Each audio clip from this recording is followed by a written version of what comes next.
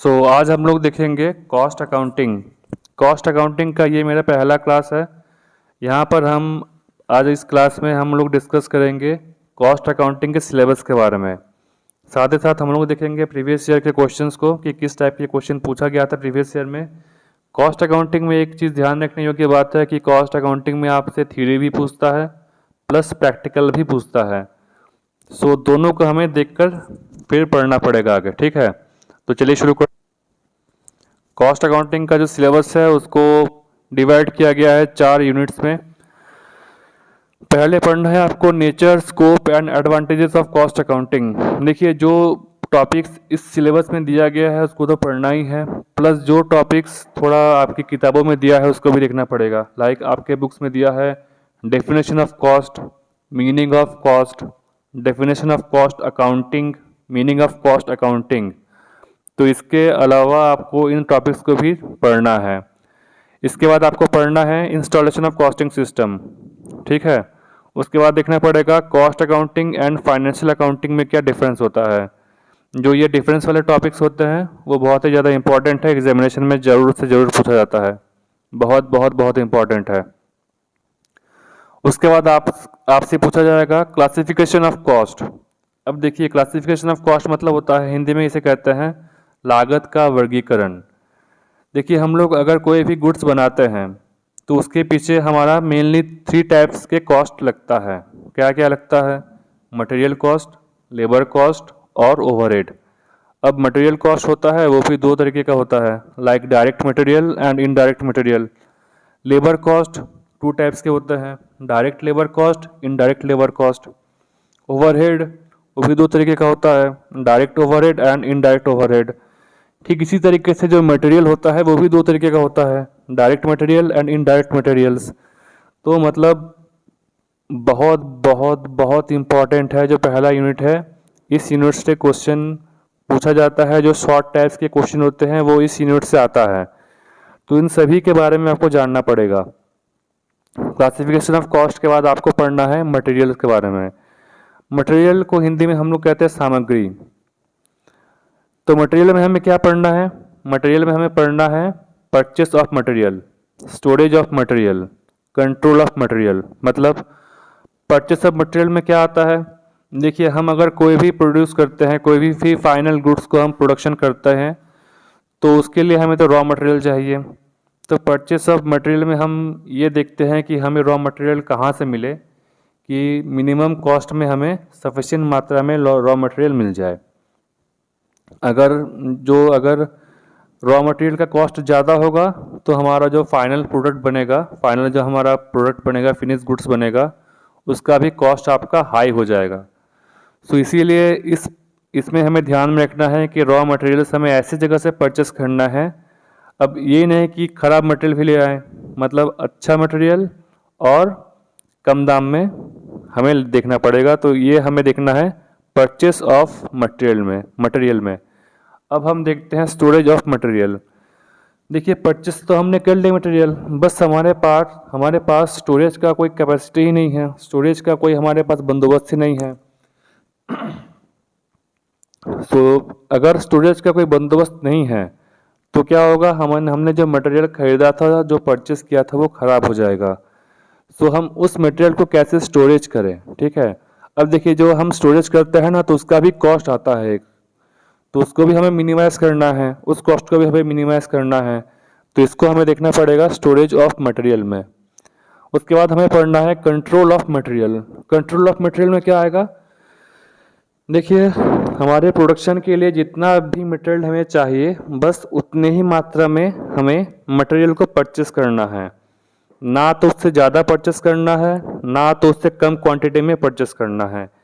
अगर हम मटेरियल को हमारा जो प्रोडक्शन में काम में लगेगा उससे ज़्यादा परचेस कर लेते हैं तो वो बेकार हो जाएगा, वो एक जगह आइडल पड़ा रहेगा, बेकार पड़ा रहेगा। अगर हम उसको स्टोर भी करते हैं तो उसका भी खर्चा आएगा, स्टोरिंग का भी खर्चा आएगा, भंडारण जिसे कहते हैं हिंदी में, ठीक है। तो अगर स्टोरेज का कॉस्ट बढ़ गया तो हमारा जो फाइनल गुड्स का जो कॉस्ट है वो भी बढ़ जाएगा। इसीलिए जितना भी हमें मटेरियल चाहिए बस उतना ही मटेरियल हमें परचेस करना है एट पॉसिबल लोएस्ट कॉस्ट में। लोएस्ट पॉसिबल कॉस्ट में हमें उतना ही मटेरियल परचेस करना है, तभी हमारा कॉस्ट बचेगा। तो ये हमें देखना था कंट्रोल ऑफ मटेरियल्स में। अब हमें देखना है, क्या देखना है, स्टॉक लेवल्स। स्टॉक लेवल्स को हिंदी में कहते हैं स्कंद स्तर। स्टॉक का मतलब होता है स्कंद। तो स्टॉक लेवल में क्या क्या पढ़ना है हमें, स्टॉक लेवल में पढ़ना है हमें minimum stock limit, maximum stock limit, उसके बाद है आपका reorder level, danger level, average level, इन सभी के बारे में आपको पढ़ना है। बेसिकली जो इसमें बहुत सारा फॉर्मूला बेस्ड क्वेश्चन आते हैं एग्जाम में, तो उसको देखना पड़ेगा।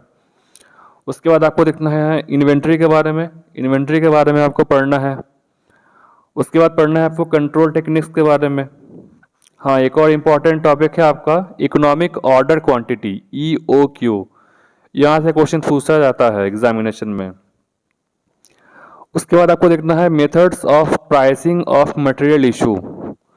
अब इसमें आपको पढ़ना है फीफो यानी कि फर्स्ट इन फर्स्ट आउट के बारे में, plus LIFO last in first out के बारे में, और पढ़ना है आपको हीफो के बारे में, हाईएस्ट इन फर्स्ट आउट के बारे में। तो इन सभी के बारे में आपको पढ़ना है। तो देखिए यूनिट 1 में तो आपको सिलेबस में बहुत ही कम टॉपिक दिया है, बट सिलेबस से संबंधित आपको एक एक्स्ट्रा टॉपिक्स भी पढ़ना पड़ेगा जहाँ से क्वेश्चन पूछता है। तो उसको देखने पर हमें इसका जो सिलेबस है वो बहुत ही ज़्यादा वास्ट लगता है। तो यूनिट 1 में आपको क्या क्या पढ़ना है गौरव, देख लेते हैं। यूनिट 1 में आपको पढ़ना है meaning of cost accounting, meaning of cost, definition of cost, definition of cost accounting, nature of cost accounting, scope, advantages of cost accounting, installation of cost accounting system. ठीक है, हो गया। इसके बाद आपको देखना है लागत लेखांकन की क्या विशेषताएं हैं, हो गया। क्लासिफिकेशन ऑफ कॉस्ट देखना है, हमको देखना पड़ेगा, मतलब लागत लेखांकन की क्या क्लासिफिकेशन, मतलब क्लासिफिकेशन ऑफ कॉस्ट का मतलब होता है लागत का वर्गीकरण करना। क्लासिफिकेशन ऑफ कॉस्ट के बाद हमें देखना पड़ेगा मटेरियल के बारे में। मटेरियल में आता है परचेस ऑफ मटेरियल, फिर स्टोरेज, फिर कंट्रोल। उसके बाद हमें पढ़ना है स्टॉक लेवल्स, फिर इन्वेंट्री, फिर आपको पढ़ना पड़ेगा कंट्रोल टेक्निक्स, एंड लास्ट में पढ़ना है methods of pricing material issue. यहाँ पर आपका जो यूनिट 1 होता है वो कंप्लीट होता है। अच्छा, आपको अब यूनिट 1 आ गया, सॉरी यूनिट 1 तो कंप्लीट हो गया।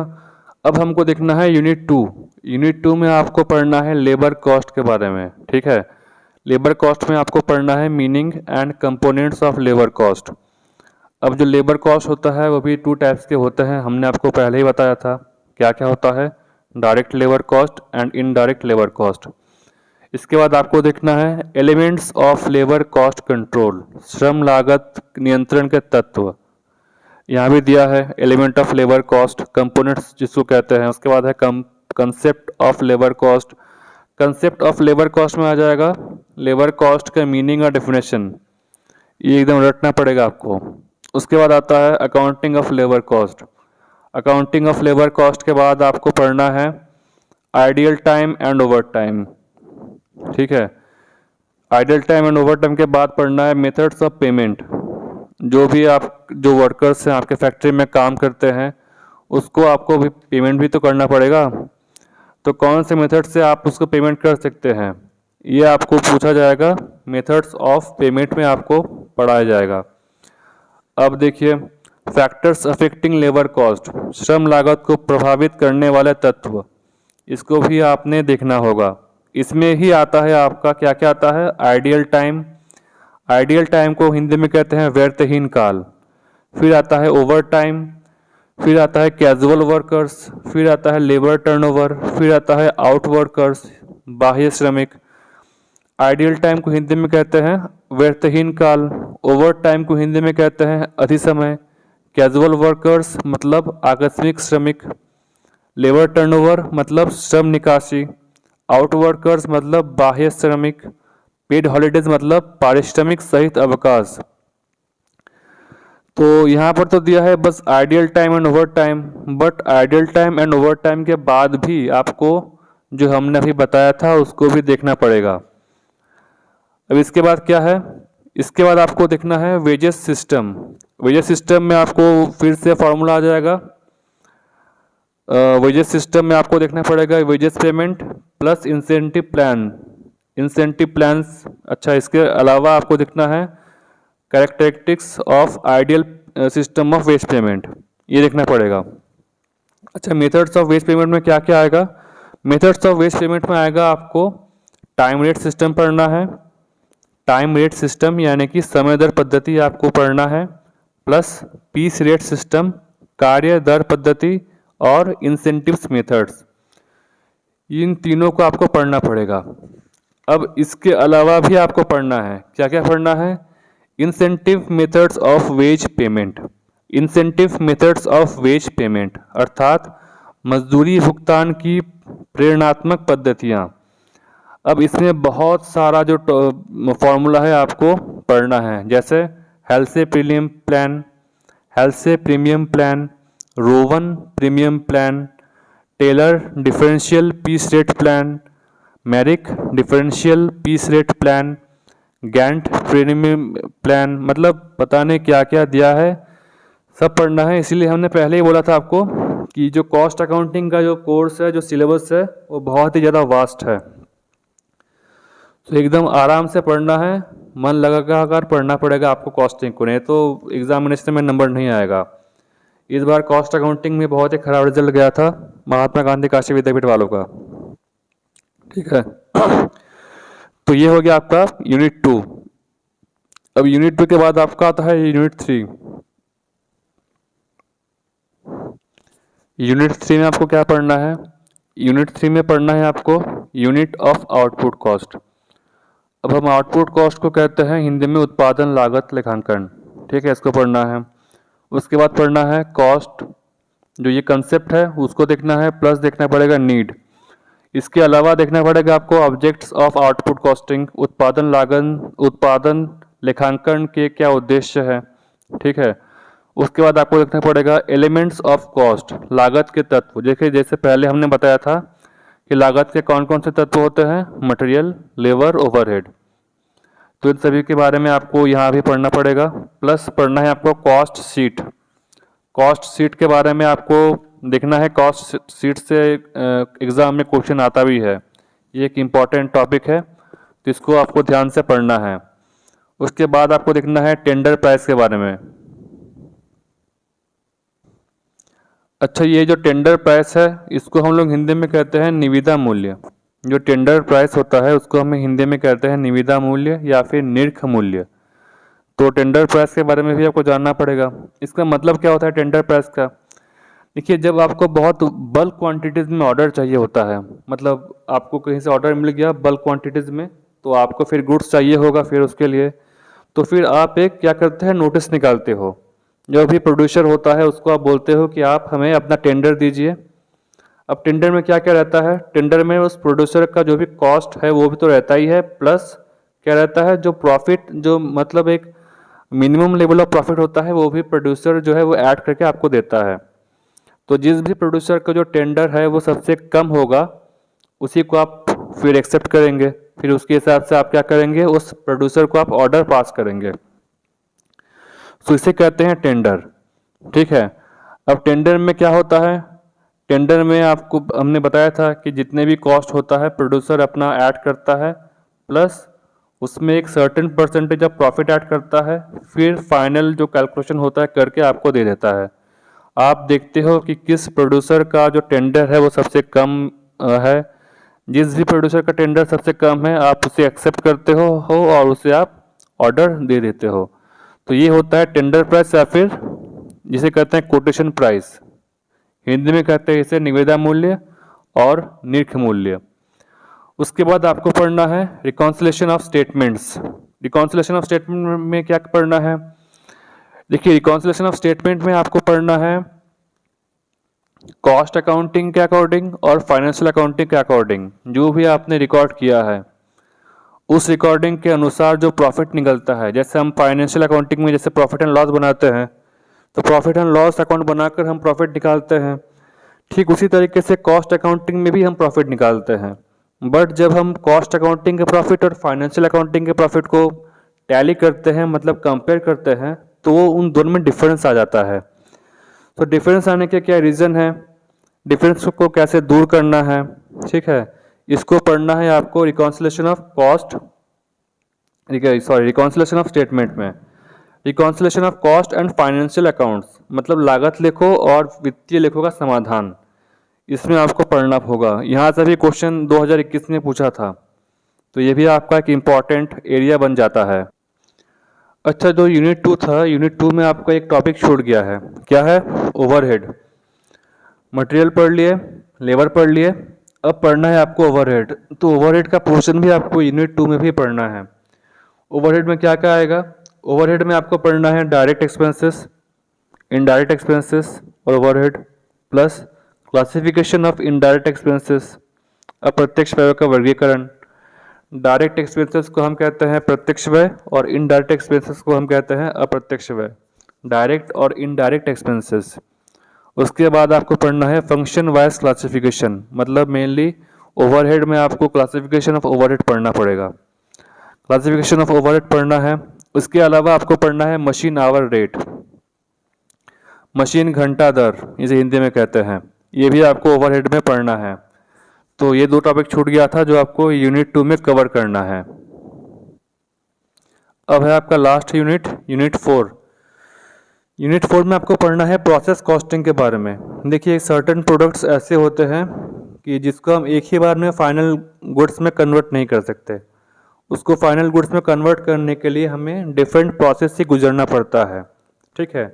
तो उसके लिए एक अलग से कॉस्टिंग होता है, प्रोसेस कॉस्टिंग, तो उसको हमें देखना पड़ेगा। प्रोसेस कॉस्टिंग आपको पढ़ना है। लाइक एग्जांपल के तौर पर आप ले सकते हैं तेल उद्योग, यानी कि ऑयल जो रिफाइनरीज होते हैं। देखिए, जो ऑयल का जो प्रोडक्शन होता है तो उसमें 3 प्रोसेस लगता है मेनली। क्या क्या लगता है? पहले क्रशिंग। क्रशिंग का क्या मतलब है? जो भी मिनरल्स निकालते हैं अर्थ के नीचे से, उसको पहले क्रश करते हैं, उससे हम ऑयल निकालते हैं, ऑयल हम निकालते हैं, उससे हम क्रशिंग कहते हैं। अब क्रशिंग के बाद उस ऑयल को हम रिफाइन करते हैं, साफ करते हैं, ठीक है। अब उसके बाद साफ करने के बाद हम उस ऑयल को एडिबल या फिर यूजेबल ऑयल में कन्वर्ट करते हैं। तो यहाँ पर 3 प्रोसेस हो गया, पहले क्रशिंग हो गया, दूसरा हो गया आपका रिफाइनिंग और तीसरा हो गया आपका फिनिशिंग। तो यहाँ पर आपका प्रोसेस जो कॉस्टिंग है उसको फॉलो करना पड़ेगा। इसके और भी एग्जांपल है, लाइक सीमेंट फैक्ट्री या फिर सीमेंट इंडस्ट्री में आपका प्रोसेस कॉस्टिंग का यूज़ होता है। इसके अलावा इस्पात इंडस्ट्री, ठीक है, आयरन इंडस्ट्री, जो वनस्पति घी हम लोग खाते हैं, वेजिटेबल ऑयल्स, तो इसमें भी प्रोसेस कॉस्टिंग का ही यूज़ होता है। तो इसको हमें देखना पड़ेगा, इसको आपको देखना है। यहाँ से क्वेश्चन आता है, क्वेश्चन आया भी था 2021 में, प्रैक्टिकल क्वेश्चन। इसके बाद आपको देखना है treatment of normal loss and abnormal loss, ये भी देखना है। इसके अलावा आपको देखना पड़ेगा elements of process cost accounting, ये देखना है। इसके अलावा आपको देखना है difference between contract system and process costing system, ठेका लागत और प्रक्रिया लागत लेखा प्रणाली में अंतर, ठीक है। तो ये सभी चीज़ों को आपको देखना पड़ेगा। इसके बाद आपको देखना है by product and joint product. इसका मतलब क्या है, जब हम पढ़ेंगे तब हम बता देंगे क्या इसका मतलब है, joint product and by product. इसके बाद आपको देखना है कॉन्ट्रैक्ट प्राइसिंग। कॉन्ट्रैक्ट प्राइसिंग में आपको देखना है preparation of contract account. Contract account मतलब ये तो बहुत ही ज़्यादा एकदम थोड़ा डिफिकल्ट है, बट कोई नहीं, हो जाएगा कंप्लीट। इनकम्प्लीट कॉन्ट्रैक्ट देखना पड़ेगा, कंप्लीट कॉन्ट्रैक्ट देखना पड़ेगा। फिर लास्ट टॉपिक है आपका ऑपरेटिंग कॉस्टिंग। ऑपरेटिंग कॉस्टिंग में मेनली हम लोग सर्विस का हम कॉस्ट निकालते हैं। जैसे हम जैसे रेलवे में ट्रैवल करते हैं, रेल में, तो जो गवर्नमेंट है वो हमें रेलवे सर्विस प्रोवाइड कराता है, तो उस रेलवे सर्विस का गवर्नमेंट को कितना कॉस्ट आता है, ठीक है, वो हम देखते हैं ऑपरेटिंग कॉस्टिंग में। सो ऑपरेटिंग कॉस्टिंग में हम किसी भी गुड्स का कॉस्टिंग नहीं निकालते हैं, इसमें हम निकालते हैं सर्विस का कॉस्टिंग। इसके एग्जांपल है एप्लीकेशन ऑफ ऑपरेटिंग कॉस्टिंग में क्या क्या आएगा। एप्लीकेशन ऑफ ऑपरेटिंग कॉस्टिंग में है जैसे ट्रांसपोर्ट सर्विस, लाइक रेलवे, बस, एरोप्लेन, शिपिंग कंपनीज, उसके बाद आता है आप जो एलपीजी गैस जो देता है गवर्नमेंट, वो भी आपका क्या एक सर्विस ही है। गवर्नमेंट आपको सर्विस दे रहा है, वाटर सप्लाई भी एक सर्विस है, तो इसमें ऑपरेटिंग कॉस्टिंग का यूज़ होता है। जैसे हॉस्पिटल हो गया, कैंटीन, लाइब्रेरी, इंफ्रास्ट्रक्चर जो डेवलप करता है सरकार, तो वो भी एक तरीके से सर्विस ही है। तो जहाँ भी सर्विस होगा वहाँ पर आपको सर्विस कॉस्टिंग का यूज़ करना है। सर्विस का कितना कॉस्ट आता है उसको निकालने के लिए, तो ऑपरेटिंग कॉस्टिंग में हमें क्या देखना पड़ेगा, कॉस्टिंग ऑफ सर्विस। अब देखिए ऑपरेटिंग कॉस्टिंग में भी आपको देखना पड़ेगा का क्लासिफिकेशन ऑफ कॉस्ट, लागत का वर्गीकरण। क्लासिफिकेशन ऑफ कॉस्ट में आपको फिर वही लिखना है, फिक्स्ड कॉस्ट, उसके बाद है मेंटेनेंस चार्जेस, उसके बाद है रनिंग एक्सपेंसेस। ठीक है, तो ये क्या है क्या नहीं है, बहुत ही टेढ़ा थोड़ा है, तो उसको हम लोग देख लेंगे। तो ये पूरा हो गया कंप्लीट सिलेबस आपका। इसको हमने हिंदी में भी लिख के रखा है, देखिए यूनिट 1 लागत लेखांकन, लागत लेखांकन का परिचय, लागत लेखांकन की विशेषताएं, लागत लेखांकन का क्षेत्र, वित्तीय लेखांकन और लागत लेखांकन में क्या अंतर है, लागत लेखांकन का महत्व या लाभ, लागत निर्धारण करने की पद्धति, लागत के तत्व और एवं उसका वर्गीकरण, सामग्री का नियंत्रण एवं मूल्यांकन। ठीक है, यूनिट 2 में क्या है, श्रम लागत का आपको पूरा का पूरा टॉपिक पढ़ना है। इसमें आपका मीनिंग आ गया, डेफिनेशन आ गया, फिर वेज पेमेंट सिस्टम आ गया, फिर आपका आ गया ओवरहेड। देखिए हमने बताया था ये आपका यूनिट 2 में है ओवरहेड वाला। ओवरहेड में आपका आ गया क्लासिफिकेशन ऑफ ओवरहेड्स, ठीक है, वर्गीकरण। अब उपरिव्यय का बंटवारा, अभिभाजन एंड संलयन, मशीन आवर रेट, ये आपका यूनिट 2 में आ गया। यूनिट 3 में है आपका एकल अथवा इकाई अथवा उत्पादन लागत लेखांकन, मतलब वही यूनिट कॉस्टिंग या फिर आउटपुट कॉस्टिंग, ये हो गया। निविदा मूल्य मतलब टेंडर प्राइस एवं निरख मूल्य मतलब कोटेशन प्राइस। लागत लेखांकन, लागत लेखों का वित्तीय लेखों के से समाधान, मतलब reconciliation of cost account with financial account. जो यूनिट 4 है, यूनिट 4 में आपको देखना है ठेका लागत, कॉन्ट्रैक्ट कॉस्टिंग, प्लस देखना क्या पड़ेगा उपकार्य लागत मतलब process costing, batch costing, job costing, सब देखना है। पता नहीं क्या क्या कॉस्टिंग है, पूरा देखना पड़ेगा आपको। परिचालन लागत लेखांकन, ये भी आपको देखना पड़ेगा। तो ये पूरा आपका हिंदी और इंग्लिश में पूरा कंप्लीट हो गया। ये आ गया आपका पेपर। देखिए जैसे कंपनी लॉ का पेपर में था, वो भी एकदम सेम टाइप का पेपर इसमें भी आता है। डिफरेंस क्या है दोनों में, बस कंपनी लॉ में पूरा थ्योरी आता था, कंपनी लॉ में पूरा थ्योरी आता था, बट कॉस्ट अकाउंटिंग में क्या आता है, थ्योरी के साथ साथ आपको प्रैक्टिकल क्वेश्चन भी आता है। इसमें भी वही है, पेपर को पेपर का 2 पार्ट्स है, section A and section B. Section A में आपको 5 क्वेश्चन करने पड़ेंगे, 12 क्वेश्चन दिए जाएंगे। पेपर जो सेक्शन ए है वो बेसिकली शॉर्ट टाइप के क्वेश्चन होगा, और जो क्वेश्चन जो सेक्शन बी है वो बेसिकली लॉन्ग टाइप के क्वेश्चन होगा। तो यही था इसका। अच्छा, इसका हम पीडीएफ रखे हैं, उसको आप देख लीजिए एक बार पेपर का। ये है कॉस्ट अकाउंटिंग का paper, total marks 100, maximum marks 100, time 1.5 घंटा। सेक्शन ए सेक्शन बी जैसे कि हमने बताया था। सेक्शन ए आपका है शॉर्ट टाइप क्वेश्चन, 5 क्वेश्चन करने पड़ेंगे, 8 मार्क्स है एक क्वेश्चन का।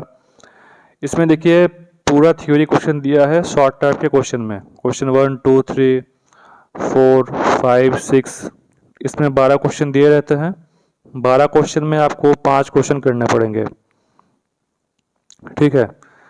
अच्छा, अब जो लॉन्ग क्वेश्चन है जो सेक्शन बी में आता है, वो 30 नंबर का 2 करना पड़ेगा। 6 क्वेश्चन दिया है, 6 में से 2 करना है। पहला क्वेश्चन प्रैक्टिकल है,